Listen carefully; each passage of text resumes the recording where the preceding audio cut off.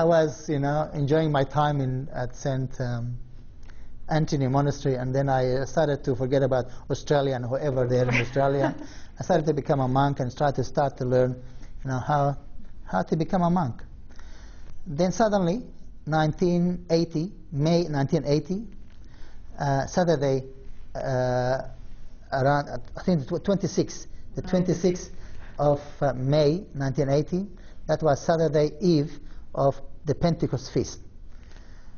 Sayyidina Al-Baba was going to ordain about 10 bishops at that night, 10 bishops for Upper Egypt, mainly Upper Egypt. One of them is, now he is Bishop Ashaya, whom he is the Bishop of Tahta.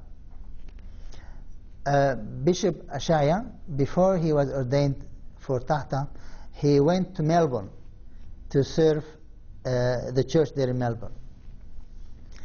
And as a matter of fact, as soon as I'm just going a little bit back, when I came to St. Bishoy to start my monastic life, Abuna Hanania, who later on became Bishop Ashaya, he met me there. So I was coming to the monastery to become a monk, and he was going out to serve in Melbourne. So we met together, yes. And he asked me, what's Australia? What's going on in Australia? And what language they speak, and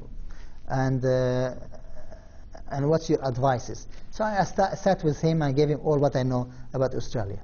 So I entered St. Bishoy, and he left and went to Melbourne to serve in Australia. Just a year and a half later, he had to come to become a bishop, and His Holiness thought that me, the appropriate person at this moment, at this very awkward moment, to go and replace him. Why? Is because when His Holiness asked Abuna Hanania to come to Egypt to become a bishop, the people there were so upset and they were so revolting and said, this is not fair. How come His Holiness does this for us? Because we're just about to settle down. Yeah. And before they used to worship or they used to pray in a hiring place, now they bought their own place. So just about to get settling, and they're happy with their Abuna and things like this.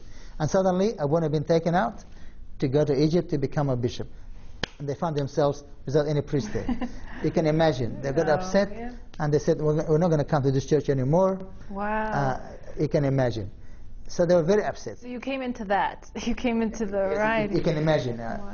So His Holiness had to find someone very quick, and somebody who knows the language and knows the place, and go and replace Abuna Hanania and try to get these people back again before it's too late. So anyhow, I had no idea what's going on. I was in the monastery of St. Anthony, already been ordained there for a year, and I started to become a monk. So I have no idea what's going on in Australia. So suddenly His Holiness asked me to go to Australia. So that's why he called me on that night, Saturday, the 26th of May 1980. So I came. I had no idea what's going on. I don't know why His Holiness is asking me to come. So when I arrived there, I was so worried. But as soon as I met His Holiness started to smile. I said, thank you, God. There's something wrong. There's nothing wrong. So I asked His Holiness, Your Holiness, did you ask for me? I said, yes. He said, I hope I didn't upset you in any way. I hope I didn't do any problem. I said, no. He said, okay. I said, now why ask me to come? He said, listen, I don't have much time. In 15 minutes I had to go and start the Vesper prayer for them. So there's no time to talk. He said, okay, what's the point? He said, today is Saturday, tomorrow is Sunday, Monday morning I want you to get the ticket so you can go to Melbourne. Oh my. So Melbourne? Where is Melbourne? You forgot in the first place. So I said, Melbourne in Australia. But Sayyidina, why have to go to Melbourne? He said to me, listen, I'm going to tell you very briefly because there's no time. You know Abuna Hanania? I said, yes. Abuna Hanania is here now in Egypt. And the church there's no priest there now. And the people are very upset. The church is closed. And the people said, we're not going to go to this church anymore. So anyhow, I tried to, to find an excuse not to go. So His Holiness said to me, how about you go first, because you got your passport, because I had my passport, I had my Australian passport, I can just get the ticket and so go. So it made sense. No problem. So His Holiness said, but until I get somebody else, and somebody suitable, and they prepare their passport and things like this, it takes about 4 or 5 months. By then, they would have sold the church. Yeah. Will this make you happy? I said, no way. He said, okay, get the ticket and come. Anyhow, His Holiness started to convince me. He said, you go first, collect the people, open the church, pray, and bring peace to the church. And then after 4 or 5 months, I can bring somebody else and replace you, and then you come back to the church, to the monastery. So this sounds okay. So anyhow, I went there. I did my best. I collected the people. We started praying and looking after the youth. So God gave me favor in their eyes, and things went okay. And I said, okay. 5 months later, nobody came. Nobody came. A year later on, nobody came. Until 1981, you know what happened at the time of Sadat, when there's a big revolution in the church, not in the church, but I mean in the government. In the government. Because of the Sadat, and His Holiness was under house arrest. Bishops and priests in prison, and it was a very hard time at that time. And His Holiness, completely was in house arrest at Saint Bishoy Monastery. Do you know these days? Yes, you know about a little that bit, time. yes. So then I couldn't talk to anybody. I started to send faxes. I want to come back. I want to come back. 5 months already finished. Passed away. Nobody did. Nobody listening. They can't. Nobody's available. Nobody's available. Yeah. So I said to myself, you better be quiet, keep on serving until I don't know when. So anyhow, I start to serve. What an interesting time. You were in Australia. Did it affect you? Everything going? Yes, it was in Egypt, but it still was affecting the churches. Did it have an effect on the churches in Australia? What happened in Egypt here? Yeah. Definitely. Definitely, of course. His Holiness is our Father. He is our Father. He is our guide. He still is the source of joy and a source of strength and a source of teaching.